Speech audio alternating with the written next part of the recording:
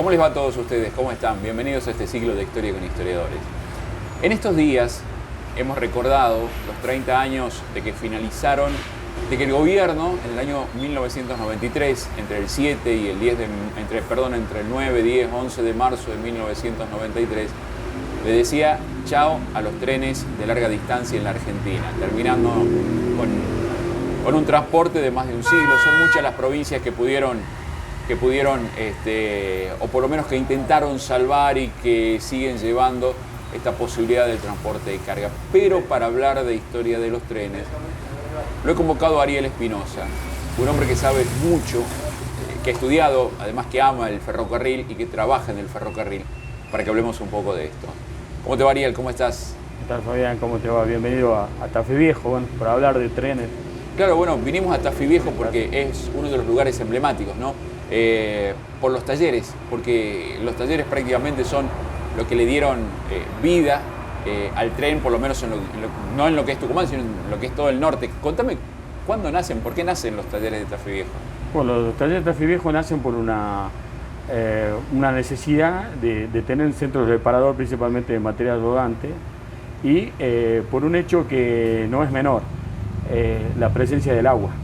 Las máquinas se movían a vapor y había que tener una fuente de agua cerca, y nuestros cerros tucumanos, cerros tafiseños, eran la principal fuente de abastecimiento del agua para esas calderas que movían no tan solo las locomotoras, sino también las máquinas de los talleres, este centro reparador por excelencia y de fabricación, ¿no?, de material rodante y tractivo que el ferrocarril necesitaba.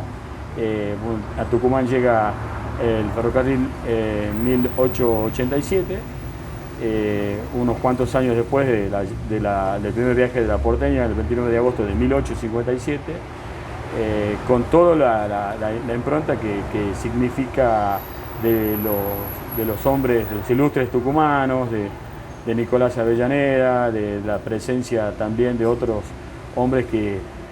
¿Avellaneda viene en el primer viaje que hacen de Buenos Aires? Viene en el primer viaje. ¿Siendo presidente?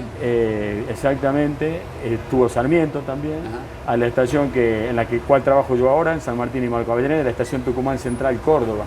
Y la gente dice, ¿por qué Central Córdoba? Bueno, porque se le ponía el nombre invertido a la cabecera de origen y a la cabecera de destino. Ajá. La línea Tucumán Córdoba, el ferrocarril Córdoba-Tucumán, tenía su estación cabecera aquí en Tucumán, en la estación de San Martín y Marco Avellaneda, donde está el puente de Central Córdoba, cerca de la 24, y ahí... Entonces, como el destino final era Córdoba, sí, era Central, de ahí viene Central Córdoba. Claro.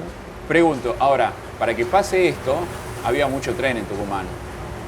Vamos al principio.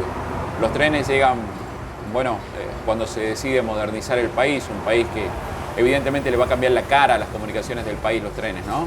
Y más que nada, uno de los motivos principales fue que la industria azucarera necesitaba un medio de transporte para poder mover toda la producción. Fue un antes y un después, y ese después se tradujo en la revolución industrial en Argentina. Estamos hablando de esta generación del 80, de la Belle Époque, las grandes máquinas, los grandes edificios, las avenidas, medios de transporte, y que posibilitó el crecimiento y de que Tucumán se haya transformado en aquel entonces en el centro económico y político del norte. ¿Cómo? A ver, voy un poco a la parte industrial. ¿Cómo se hace un riel? ¿Cómo se hace una vía? ¿Cómo se hace un durmiente? Porque se pudo hacer todo eso en aquel tiempo, hoy no se lo puede mantener, pero en aquel tiempo se pudo hacer todo eso. Ha ido cambiando y evolucionando la industria siderúrgica con la revolución industrial, la primera, digamos, y la segunda, principalmente en Inglaterra, que bueno, vos sabés que los ingleses son, además del padre del fútbol, son los padres del ferrocarril, y con las polémicas históricas que hay, que si fue Stephenson o fue Tabernick y todo el revisionismo histórico que hay, pero en definitiva los ingleses son los que con las minas de carbón comenzaron con los primeros silocarriles. Las vías eran troncos, eran carros de madera que eran empujados, vagonetas que eran empujadas por esos rieles de madera, y esos rieles de madera que eran bastante toscos, bastante precarios, bastante brutos, digamos, bastante artesanales, y muchas veces tirados por caballo, y cuando no, empujado muchas veces por niños, pequeños mineros, esos proletarios, de ahí vienen la prole, que eran explotados para que esas minas de carbón saquen. De ahí nace el primigenio ferrocarril. Después se fue evolucionando, perfeccionando, y la industria siderúrgica introdujo los primeros rieles, que no son los rieles que conocemos ahora, que tienen un peso específico, una forma específica, y la industria metalúrgica fue proveyendo del acero para la construcción de los rieles, que tienen que tener una forma específica, un perfil específico, tiene que tener un peso por metro. Por ejemplo, en las vías principales hoy en la Argentina se utiliza un riel con una norma internacional que se llama UBIC y pesa 52 kilos por metro. Y ahora tenemos tramos de rieles de 12 metros, de 6 metros, y se los suelda. Ese tac, tac, tac, tac que sentimos nosotros, las eclipsas, las uniones, porque cuando hace calor hay una dilatación que se tiene que respetar. Los trenes de alta velocidad, por ejemplo, saltando mucho en el tiempo, tienen tramos larguísimos de rieles. El tema de las traviesas, los durmientes que decimos nosotros, uno de los principales abastecedores mundiales fue el monte chaqueño, el monte chaco salteño tucumano, argentino. El norte argentino proveyó no tan solo los durmientes de quebracho colorado y quebracho blanco, que es la mejor madera por una cuestión de conformación química, una cuestión que se utilizó también para la industria del cuero y los curtidos, que es el tanino, que hace que la madera sea dura y que dure mucho tiempo. Todavía hay quebracho que tiene más de 100 años por la fibra, por el tiempo que tiene, pero también es una especie que está prácticamente diezmada y que se ha ido desplazando. Ahora estamos hablando de durmientes o traviesas ferroviarias hechas con plástico reciclado, de hormigón premoldeado, que bueno, eso ha hecho que también tenga algunos beneficios extra en cuanto al mantenimiento, pero no es una cosa de un día para el otro, es un proceso bastante lento y costoso, ¿no? Te escuchaba hablar y vos decías, hay algo que cambió. Hasta antes del tren, unir Tucumán con Buenos Aires era solamente tracción a sangre. Llegó el tren y pasó a tracción a vapor, porque hay que decir que el tren es mucho antes de lo que han sido los automóviles, de los que han sido mucho antes de los aviones, obviamente. Y Tucumán pudo conectarse con Buenos Aires y el país pudo interconectarse entre sí, ¿no? Esa gran telaraña que con un modelo industrial extractivista significó, a la par de desarrollo, también la interconexión y la comunicación, porque por esas mismas vías donde iban los trenes de carga, se pusieron trenes de pasajeros. Y con eso, ¿qué llegaba? Llegaba el saber, llegaban las noticias, llegaba la educación, llegaba una movilidad social que los grandes economistas, los analizadores de contemporáneos, digamos, o modernos de este siglo XXI, denominan las externalidades. ¿Cuáles son las externalidades que da un medio de transporte tan virtuoso como el ferrocarril? El beneficio social, que no se mide en moneda, porque ese tren mueve muchas cosas. Traía las noticias, traía la posibilidad de que puedan acceder a grandes centros urbanos, a centros educativos gratuitos, a salud, a mejores precios, a abaratar costos. Es una serie de efectos multiplicadores que se denominan externalidades, que tienen que ver con el beneficio público. Hoy, en muchos lugares del mundo, se está volviendo a un control estratégico, porque el ferrocarril es el mejor método de soberanía, es la mejor prueba de la soberanía, porque al tener vos un medio de transporte, estás regulando el precio, estás siendo referente del mercado. Y el modelo liberal eso no lo da, porque es la ley de la selva, es todo contra todo, es la ley de la oferta y la demanda. Pero si vos tenés un factor denominador, que es una empresa estatal que con subsidio o no, porque en todo lugar del mundo el ferrocarril es subsidiado. Países como España, Francia y Gran Bretaña están volviendo a tomar control de sus empresas, porque en algún momento el boom tecnológico ha hecho que sí, tengan trenes a 300 kilómetros por hora, pero están dejando comunidades, grandes regiones, en una situación marginal porque no tienen otro medio de comunicación. Vuelvo a la historia. ¿cuál fue la mejor época de la historia del tren en la Argentina? Digo, hablamos de 1900, los primeros 50, la primera mitad del siglo pasado. ¿Y cuál fue el motivo por el que crees que se fue deteriorando el tren hasta que finalmente, lamentablemente, fue levantado, ¿no? La primera época llega hasta su pico máximo en la década del 50, porque entrado los 60 comienza lo que se conoce como el nefasto Plan Larkin. El Plan Larkin, Thomas Larkin era un general del ejército norteamericano, asesor de lo que ahora se conoce como Banco Mundial. Y ponía condiciones en cuanto a la racionalización de las líneas ferroviarias en la Argentina. ¿Y por qué ponía condiciones? Porque la tecnología también iba cambiando. Había una bisagra, porque ya el vapor se iba reemplazando por la tracción diésel eléctrica, y entonces no tenía razón de ser talleres que se dedicaban a la reparación y fabricación de locomotoras a vapor, de vagones y coches hechos de madera, cuando ya había todo metálico, otro tipo de calzado, otro tipo de fabricación, otro tipo de manufactura, y las industrias conexas y también la especulación petrolera. No te olvides que en el gobierno de Frondizi, entrando ya en la década del 60, el 61, la famosa huelga de los 42 días, que fue una de las resistencias obreras más épicas, más importantes que tuvo la historia del movimiento obrero en Argentina, hizo que comience a marcarse lo que conocemos hoy en día, que es el crecimiento exponencial de la industria automotriz en la Argentina, traducida en el negocio del petróleo, de los neumáticos, los camiones, las rutas, y eso ha dejado a la deriva a muchas regiones, y las famosas asimetrías que después los economistas liberales denominaban las provincias inviables.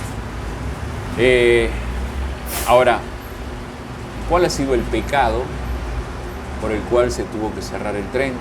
Hay que tener en cuenta que, si bien es cierto, los países subsidian, en la Argentina ya últimamente era bochornoso lo que estaba ocurriendo con algunas empresas del Estado, y el tren no era una excepción.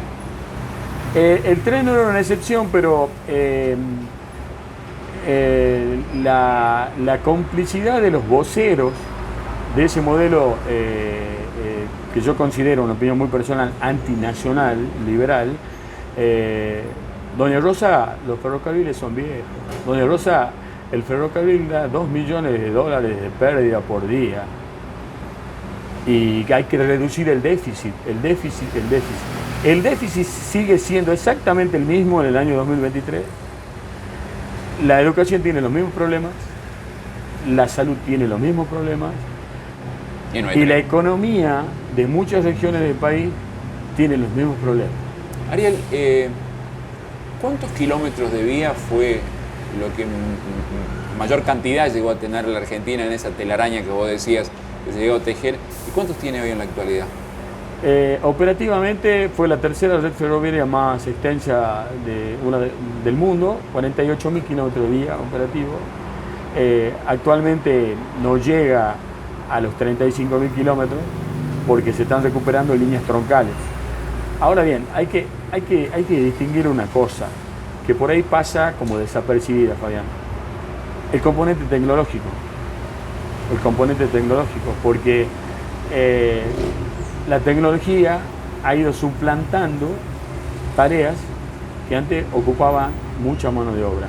Ahora los sistemas de señalamiento y de seguridad para circulación han hecho que, por ejemplo, tengas el ATS, que es el Automatic Train Stop, o sea, la detención automática de trenes, sistema de seguridad, y eso antes estaba todo manejado por sistemas mecánicos con señaleros. Vos tenías el famoso guardabarrera, tenías el señalero, tenías el guardatren, tenías mucha gente que era la que asistía a toda esa gran estructura para brindar la seguridad a una formación, a un tren, ya sea de carga o pasajero, para que funcione.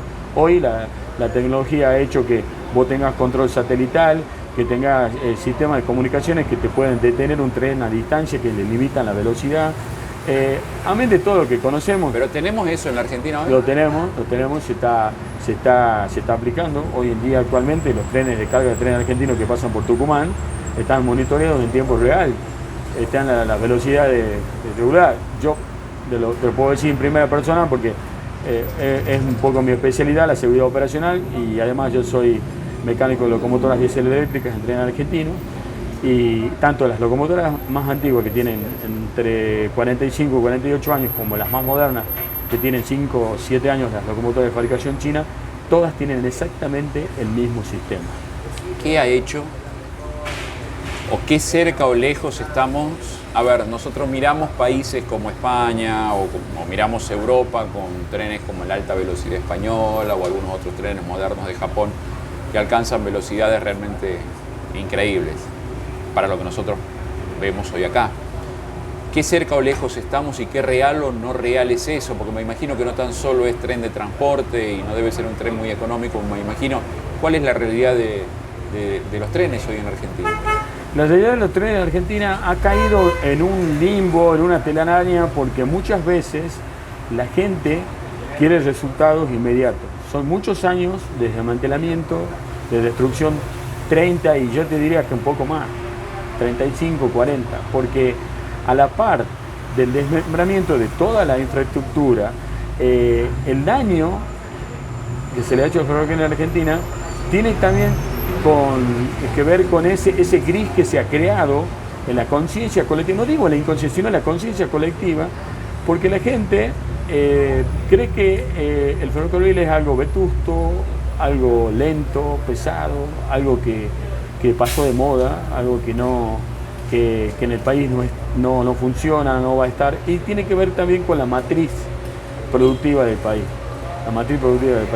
porque de pronto tenemos recreada desde el año 2015 una ley que vuelve a conformar Ferrocarril del Estado, el Ferrocarril Argentino Sociedad del Estado, cuando no está reglamentada ni está estructurada, pero tiene un directorio, tiene un presidente. Los cargos están ocupados. Están ocupados y a la vez como que se replican. Trenes Argentino Carga y Logística, el nombre legal que maneja, o sea, lo que vendría a ser Tren Argentino Cargas, el nombre legal es Belgrano Carga y Logística, pero maneja el Urquiza, el San Martín y el Belgrano. Y Trenes Argentino Operaciones maneja la parte de pasajeros y toda el área metropolitana de Buenos Aires, salvo el subte, que el subte lo maneja el gobierno de la Ciudad Autónoma de Buenos Aires. Pero y yo dije varios nombres y dije todo, pero el ferrocarril es uno solo. No se crea una agencia nacional de ferrocarriles que gestione tanto la carga como el pasajero, porque la inversión que hace que esos grandes trenes ojeros con vagones chinos, locomotoras chinas, que se reparan en Argentina porque tenemos recursos humanos y se están recuperando, ese material lleva la riqueza de los grandes pools agroexportadores. Llámese soja, por el mismo lugar podría irse también la gente, podría viajar la gente. El modelo, no digo a imitar, pero a observar, es Estados Unidos. Estados Unidos tiene todo el sistema de trenes de cargas privados, es privado. Y todo el sistema de transporte de pasajeros es del Estado. Y aún así, también tiene una suerte de pequeños, le va a sonar la cifra medio llamativa, y lo pueden buscar en internet el que quieran. Estados Unidos tiene 500 líneas ferroviarias regionales, familiares. Son 5 o 6 personas de la misma familia que formaron una empresa y manejan un tren de pasajeros. Que une pueblos. Exactamente, uno pueblos en esas mismas vías donde pasan grandes trenes de carga como el Union Pacific, que tienen problemas operativos porque, bueno, una economía que es una de las primeras del mundo que mueve, para que le doy un dato hasta de color que parece anecdótico. Cuando todos los trenes de carga de Estados Unidos están funcionando, es el mismo consumo energético que toda la flota de la Armada de los Estados Unidos. Para que ustedes tengan una idea lo que significa eso, en el consumo energético, con toda la optimización que hay en consumo de gasoil, de combustible, y ellos mismos ya están experimentando con las locomotoras con pila de hidrógeno. Y la gente dice, ¿qué es pila de hidrógeno? Se pusieron a pensar un tren movido con agua. La pila de hidrógeno es eso. Es mover un tren con agua, prácticamente con eso. El motor se mueve con agua. Estados Unidos lo tiene, lo está probando. México, sin ir más lejos, tiene grandes locomotoras que la mueven con gas natural comprimido. Igual que los autos que tenemos a gas nosotros, acá hay camiones también que ya funcionan con gas. La Argentina, con la riqueza que tiene, no se puede dar el lujo de no innovar y de no ir haciendo experiencias de ese tipo, porque si hay algo que tenemos en abundancia nosotros son esos recursos. Hablamos de vaca muerta, de todos los yacimientos que hay, y sin duda eso también se puede hacer. Hay experiencias interesantes con el CONICET, con las universidades. Por ejemplo, se ha recreado ahora, no hace mucho, el Centro Nacional de Investigación Ferroviaria, el CENADIF, y bueno, se están recuperando y recreando cosas en algunas universidades estatales, tanto privadas como públicas, y eso es importante. Gracias por el tiempo, Ariel, por hablar de los trenes. Gracias a vos, Fabián. Bueno, espero que les haya gustado como a mí, ¿no? Hemos recreado un ratito lo que un poco ha sido la historia del tren, pero también hemos hablado un poco de lo que ocurrió y de lo que ocurre, de lo que pasó, de lo que pasa, pero también de lo que puede pasar. Claro que necesitamos, claro que añoramos los que tenemos un poco más de años y vivimos en esta parte del país donde prácticamente el tren no está desaparecido, pero sí tiene muy poca circulación. Claro que deseamos volver a contar con el tren como un orgullo del medio de transporte. Gracias por acompañarnos. Esto fue Historia con Historiadores.